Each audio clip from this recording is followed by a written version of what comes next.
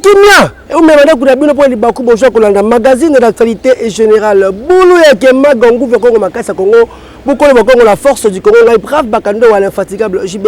ça sentiment pe sur makasi ya présentant lelo pona bino to fond du championnat bino ko conseil de ministre Samaki kitoko kuna Lubumbashi ba ki ba sujet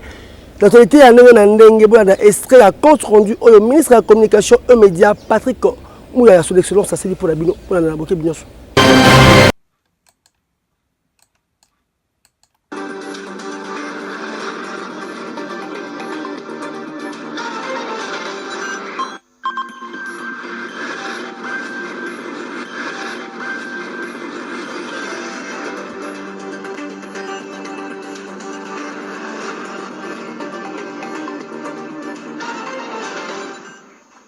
Compte rendu de la 40e réunion du Conseil de ministres. Le président de la République, chef de l'État, Félix Antoine Tshisekedi Tshilombo, a présidé ce vendredi 18 avril 2025 à Lubumbashi, la 40e réunion ordinaire du Conseil de ministres. 5 points étaient inscrits à l'ordre du jour, à savoir 1. Communication du président de la République. 2. Points d'information. 3. Approbation d'un relevé des décisions de Conseil de ministres. 4. Examen et adoption de dossiers. 5. Enfin, examen et adoption de textes. La communication du président de la République a porté sur 3 points principaux, à savoir 1. De la 37e session du Conseil national du travail. Le président de la République a commencé par saluer solennellement la tenue de la 37e session ordinaire du Conseil national du travail, dont les travaux préparatoires débutés le 8 avril 2025 ont été déjà clôturés pour laisser place aux travaux proprement dits qui se dérouleront du 21 au 24 avril 2025. Ces cadres tripartites réunissant le gouvernement, les représentants des travailleurs et ceux des employeurs demeure l'une des expressions les plus vivantes de notre démocratie sociale. Il constitue un espace privilégié pour bâtir ensemble des solutions durables aux défis de notre temps. À ces sujets, le président de la République a insisté pour que ce Conseil soit bien plus qu'un rendez-vous institutionnel. Il doit être un moment d'écoute sincère, des propositions audacieuses et d'engagement ferme. Les attentes de nos concitoyens sont immenses et à juste titre, nous devons y répondre avec clarté, courage et détermination, a-t-il martelé. Revenant sur les attentes, le président de la République a précisé que cette session doit déboucher sur des mesures concrètes, réalistes et applicables, notamment pour renforcer le pouvoir d'achat des travailleurs et travailleuses, garantir leur dignité, encadrer de manière équitable et responsable l'emploi des étrangers et consolider notre système de protection sociale dans un esprit de justice et de solidarité ainsi que d'équité. L'actualité oblige l'Église catholique en deuil. Pape François Artuko Tikabiso veut dire Akoufi âge il y a 88 ans le lundi après qu'on la messe il y a pas que lobby azaki na bana atamola ki asaki visite kasi la tongo lelo azokisi molimo pa ya nkolo awana rédaction ya bulu eke mago sale bino portrait na ye bona na boke binyoso to comment on a suscité to koyoka suscité na betando ikie ye nani Pape François Ier akufi lelo le 21 avril 2025 kasi comment on a ye ezali Roger Margot Bergoglio azalaki pape ya liboso ya histoire oyo Afrique voilà européenne te pe azali nationalité argentine abotama na Buenos Aires en 1936 na famille moko modeste wapi akolela na quartier populaire. Pape François a découvert qui volonté na ye ya nzela ya sacerdoce azalaki na congrégation ya jésuite. Azalaki évêque, archevêque, cardinal ya Argentine na 2021. Kasi babandaki toujours kokocho kobenga ye curé ya pauvre. Tangu akomaki pape na 2023, ye moko aponaki bapesa kombo ya François. La référence ya François d'Assise C'est ouais, pour nous vivre dans dominer. Tant comme qui na Vatican veut dire a changer qui Vatican veut dire a boya qui kotambola to kozala ndenge kaka ba prédécesseur bazalaki. Apona qui vivre le la pauvre avandaki na 3 pièces na résidence na ye na Sainte-Marthe na ba clergé misusu. Pape moko humble peu solidaire. La première visite na ye ya libande à Rome akenaki na Italie na Amperusa na pleine crise migratoire bato ebele oyo bakufaki guerre pe nzala. Na février 2019 Pape François a convoqué qui sommet international wapi église esengaki ezo ba responsabilité na yango kuna alobelaki impunité na oyo ba kuvaka ba crime aboyaki yango révolution na ye ezalaki réforme ya constitution église oyo ezali 5e kaka depuis 2000 ans pour le christianisme. Ba liboso ya histoire ya cure o ezali gouvernement central et perdre parti moko ya pouvoir na yango. Iloko wana et c'est pesa ki ba cardinaux mususu te na monde, c'est que basenga déjà à longwa. Kasi na juillet 2022 après voyage na ye na Canada akomaki déjà ko évoquer de part na ye yemoko. Malgré état de santé na ye, Pape François a commis kotambola la chaise roulante. Puis, à ça qui va voyager belé, Koutou en 2023, à ça qui tournait dans quelques pays d'Afrique, on peut pas y équiper dans mon canabiso République démocratique du Congo, Bambaki Kitoko, Papa Gène, puis à Boya qui ingérence semdele na Afrique, c'est un baba longo na boko na bango na Afrique. Kasi le 21 avril 2025 à Koufi na âge ya 88 ans. Ye epema na kimia. Ebani makasi ka Joseph Kabila Kabange akitaki na Goma. Kasi bamsali ko bamsu bazi konzima yango asu bazi ko boya yango information esaki ka ministre ya justice son excellence Constant Mutamba a levé ton pour na kosenga poursuite judiciaire l'ancien président ya RDC Joseph Kabila Kabange pe ministre VPM ya intérieur Jacques Chabani a senga suspension ya parti PPRD ba activité ba so esala maté na RDC Mobimba. Kasi secrétaire permanent adjoint Fernand Kambere alikaki na station radio moko de la place pour na la démenti et information en na radio internationale RFI bango ba salaki investigation pe ba confirmer que bel et bien sauf que Kabila Kabange azalaki kuna na Goma ezali explication oyo envoyé spécial à RFI Pascal Moulegwa asali yango pour la Bidobolanda extrait oyo na Bokebdos. Pascal Moulegwa, vous êtes en direct de Kinshasa où le gouvernement vient d'accuser l'ancien chef de l'État de haute trahison pour son implication présumée dans l'agression rwandaise à travers le groupe rebelle M23-FC. Et c'est le ministre de la Justice, Constant Mutamba, qui a annoncé la nouvelle dans un communiqué à la tonalité grave. Des injonctions formelles ont été adressées au procureur général près la Cour de cassation ainsi qu'à l'auditeur général des forces armées pour engager des poursuites contre Kabila et ses complices sans préciser lesquels.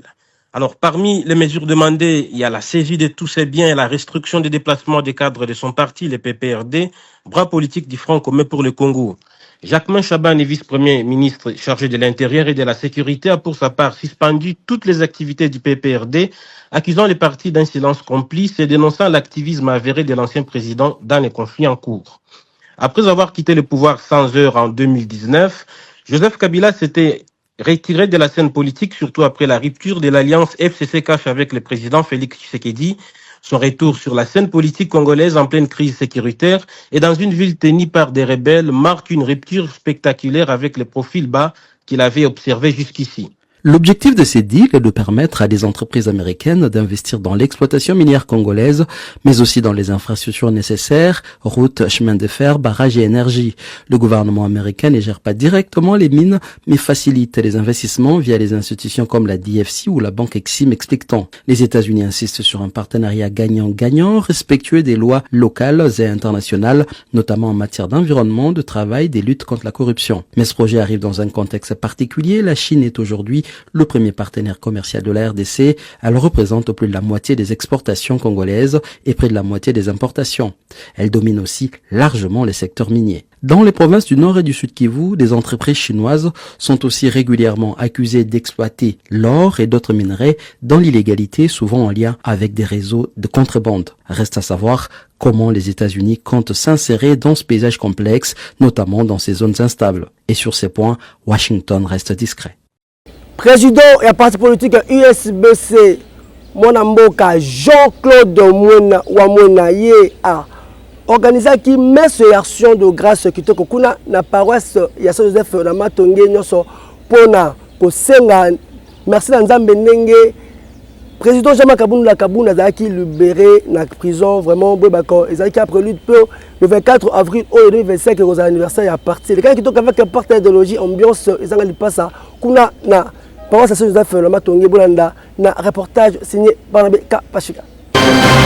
Noko Dengue Boebi Mokola dimanche 20 avril 2025 ezalaki nde solennité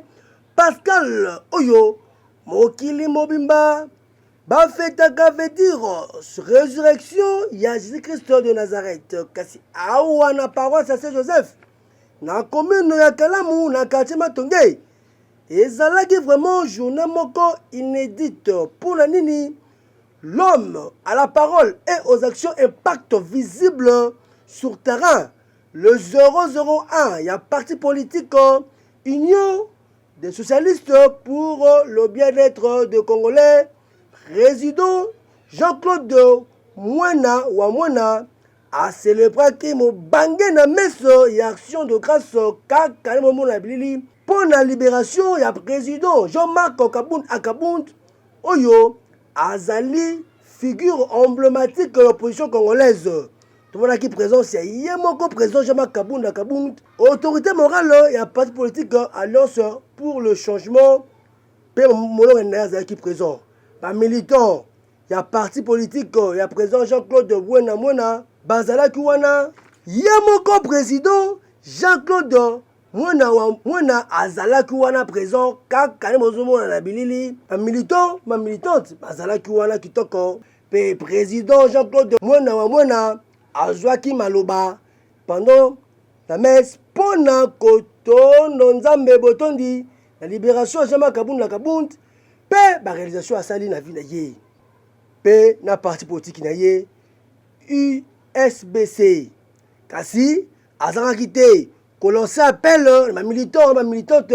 il y a les deux partis, veut dire, il y a l'Union des socialistes pour le bien-être du Congo, Oyo, le 24 avril, Oyo, Bakoko, ça 4 ans, Mokoka, P, pas militant, il y a parti politique, Alliance pour le changement, Jean-Marc Kabund, donc ça 3 ans, le 24 zali, date encore historique, Oyo est marqué, entrée en puissance, il y a pluralisme, il y a parti politique, vraiment, et ça lit bien, donc on a bête qui le sait pas, na micro ya boulou et qui mag.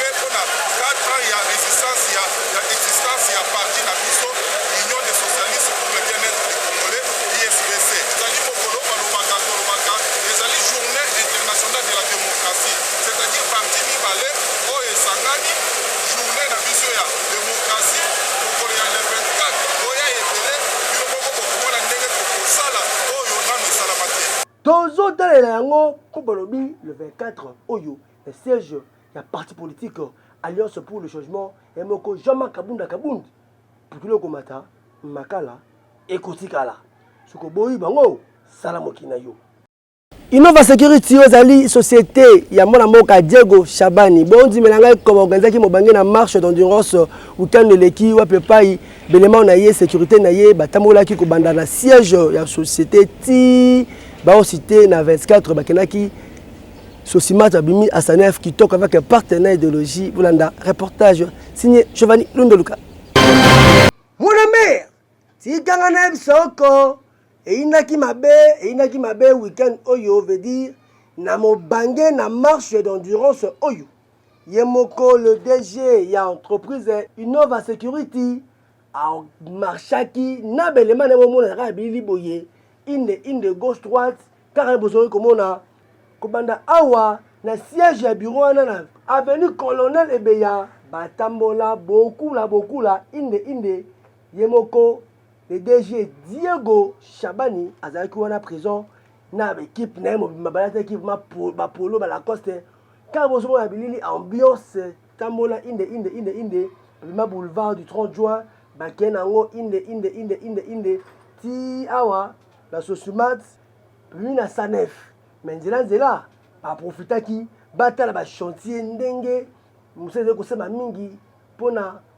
gouverneur ya ville province Kinshasa Daniel Boumazé ko sa musala pour la Kinshasa bonga na ninga ko sala te ti ba chuter awa na 24 tolo ba juste nini po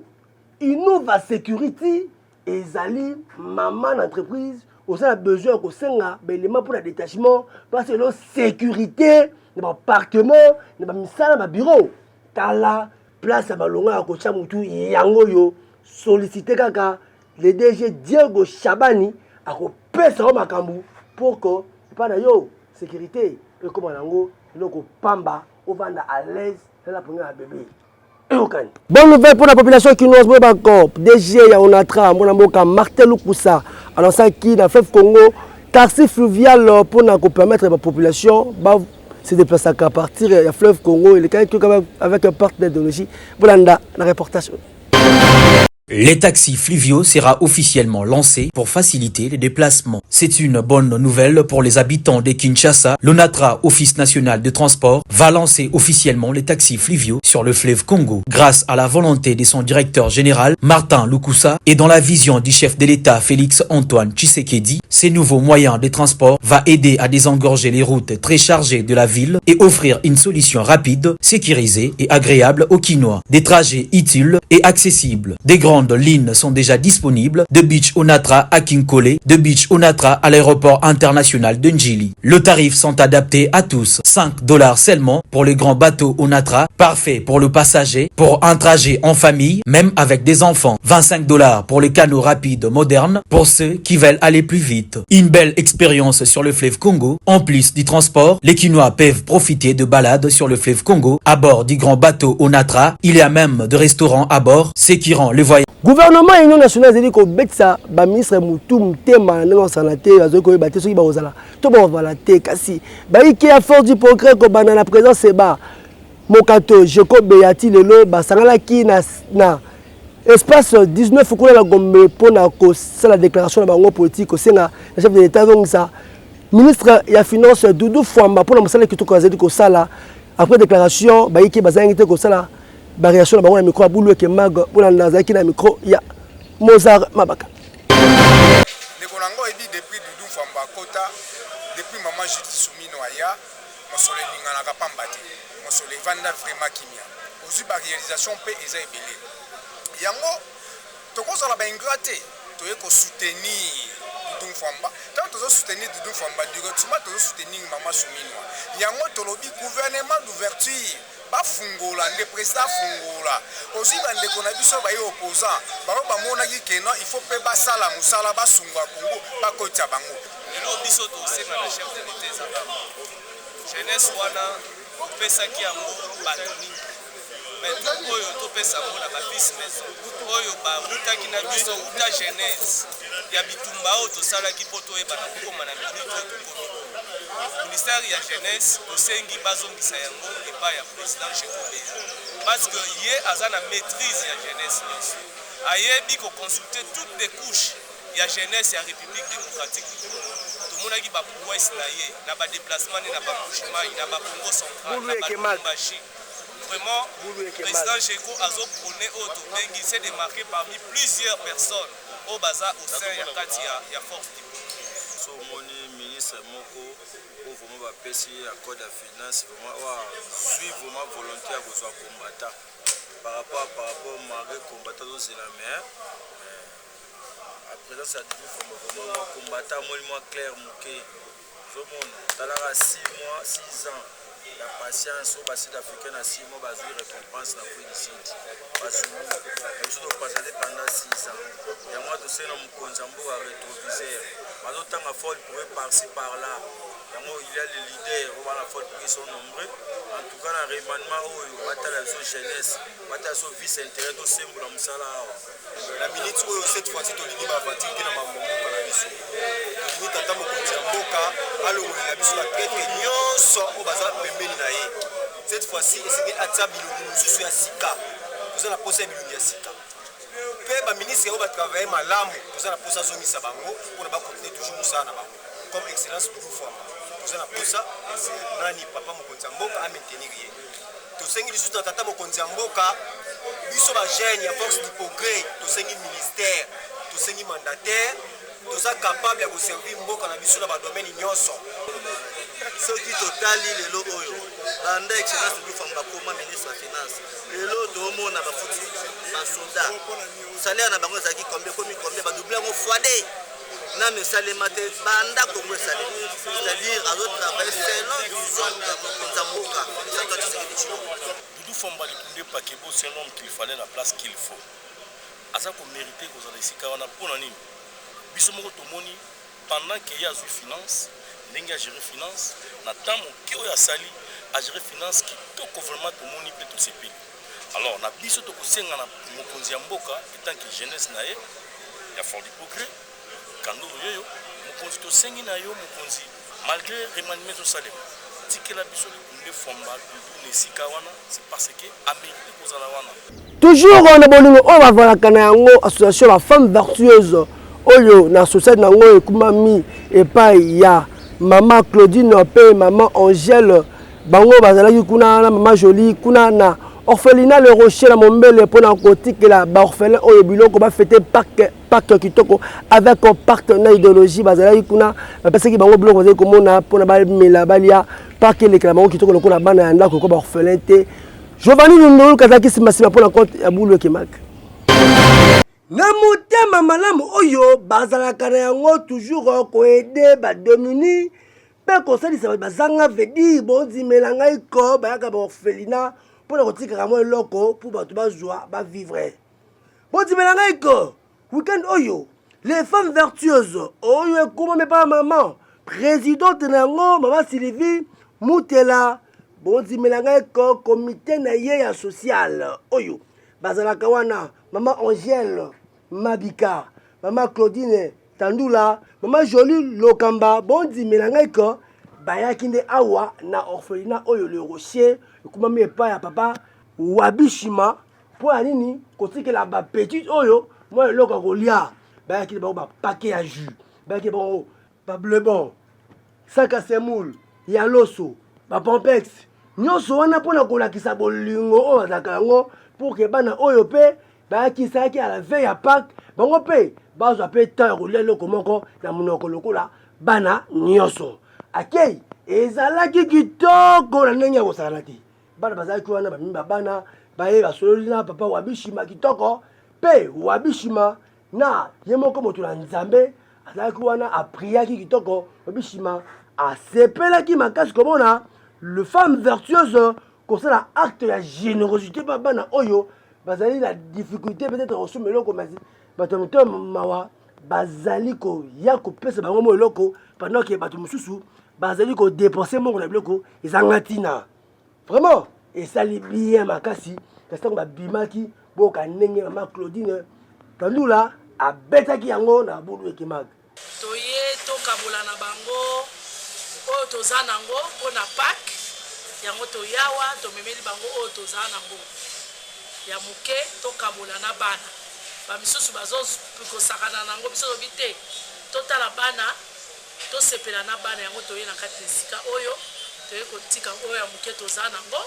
tovanda na bana tomoni mpe bana en tout cas bana basepeli biso mpe tosepeli toza na esene donc eza eloko moko tosala yango deja totalaka bato baza na kati ya pasi donc association na biso eza mpona bolingo mpona kosangisa mpona kolinga oyo baza na pasi tolingi bango topusani pembeni na bango. Sali kitoko na ndenge kosakana te ndenge Bible elobaka qui donne aux pauvres prête à Dieu exemple à suivre yango yo mpona bino bato susu botikali eyokani na religion babako Chorale Shalom okumbami epai ya président Alphonse Kayembe na paroisse Saint-Dominique ba célébraki Pâques kitoko bayembaki na messe ya 6h wana bafidèle basalaki content mpe sistaki na messe wana na ndenge kosakana te mpe mesela be bienvenue masunga ye ateyaki bana nzambe na otali Pâques résurrection ya Jésus-Christ Pâques basekwa na Yesu oyo ekufaki bamona bango baactivité bango esokwa bolanda élément oyo signé Barnabé Kabashika bayembaki lokola baséraphin na baséraphine na lola mpona koakompagne bafidèle basambela solennité Pascal kitoko bango banani bakoriste ya Chorale Shalom oyo ekumbami epai ya papa Alphonse Kayembe awa na paroisse Saint-Dominique na messe 6h wana ezalaki nde pesa mbwambwa bino kolia biloko oyo po bayembaki kitoko yokelange eloko oyo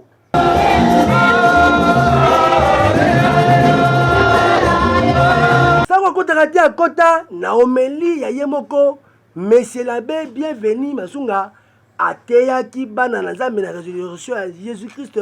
pe alobaki ko Pâques oyo Jésus-Christ asekwi kasi esukaka bongo te kasi ba faire ya nyonso osalaka tosalaka nini yo mpe osekwa elongo na Jésus-Christ de Nazareth pe chorale ekontinue banzembo kani bozo komona bilili vraiment ambiance ezanga lipasa po baparoissien bazalaki awa Saint-Dominique basepelaki kitoko komona ndenge chorale ese déchaînaki mpona kokumisa nzambe mpo babaka ke celui qui chante prie deux fois po ye moko DG prof bakando azalaka mpe choriste ayembaki na messe ya Pâques eyokani. Article 15 de Priez-vous pour vivre jeune moko na commune ya Limete na quartier Mombele na nguya wana ye apona na kotekaka dendo na poso mpona kosalisa famille na ye bolanda reportage. Yaya ndenge baloba article 15 de prier pour vivre botala jeune garçon oyo aboya na ye kosimba machette aboya na ye kobotola bato bamongo kasi apona na ye musala ya kotekaka badendo na ndenge kosakana te awa na quartier Mombele na avenue Nguya bondimela ke garçon oyo ezali musala na ye ya kala po akataka pongi 5h akei na marché azui dendo pe baposo kitoko aye apelisi moto na ye abandi kopupola ono ozali komona boye asilisi atandi plateau pe abandi koteka yango population balela dendo na ye kitoko po yeye atia baepise nyonso na ndenge ya kosakana te selon bainformation ezali ke jeune garçon oyo azwaki financement et pas honorablement comme il papa oyo apesaki ye mwa chweke pour que avivre kitoko pe azali toujours kolinga kobakisa susu capital pour que badende oyo ekanga mesa mobimba mpe eprolonge po population bazalaka toujours na besoin atekela bango dendo ya moko ezalaka bango osu badendo boye yango esili bareketaka makasi boka ndenge ye moko alisaki loseba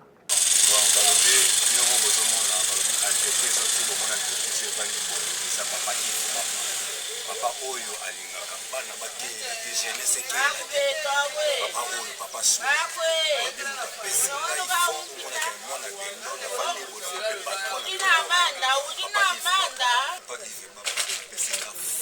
apesinga fond oyo lelo oyo ngai na kokunda nazoliesa bana tika na kokoya te atava ya papa Eve Bapa na foko ya pesi ngai papa Eve Bapa nzamba sunga papa génération nzamba sunga papa na éviter na kopesa olingi papa jeunesse mobimba na maboko na yo moamba nyonso to papa yo papa zanga lisumu ya sunga akaka bana papa sunga na bana sala papa. Les 40 sont quittes dans la messe édite comme la souka présentation magazine d'actualité générale Boulou et Thomas Gongou fait Congo Makasa Congo beaucoup de Congo la force du Congo est brave Bakando l'infatigable Jubé Nazaki la sentiment personne Makasi représentant le Ponabino et je sais même qui toko avec un partenaire de par Giovanni Ndoluka Posta et Shima Waza toujours le réalisateur, le rôle dans l'ombre, Bouébakot, Pessi Balongo, félicitations à la Bisso Mouimba. Vraiment, pour tout balanana, Madame Mylène Mboui, Oyo, désormais, comme Madame Eshima, Nanenge, Yakosakalate, voisin, et Pessazou à terre pour te récupérer déjà bon pour Oeza Masso, la Bisso, qui est dans le Tinali. Bon, merci Mingi, la Massalanga Moko, le géant, il y a qui est la victoire, Balobi, héritier Ouata, Nenga Kosakalate, Balobi, mon vieux propre. Papa Edi Louawa, Kuna na Bumbu Balobi, espace noble de Dubaï, ils ont besoin de se déstresser. Stress, il y a lundi, Kede Kuna na Mobange na soirée, pesa sentiment, o mela olia na ndenge o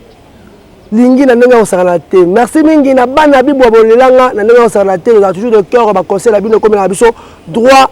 au cœur. Bana Mombele Balobi, Tchad ne tombera jamais. Ngalabino, tout le monde a dit que Nzambe a été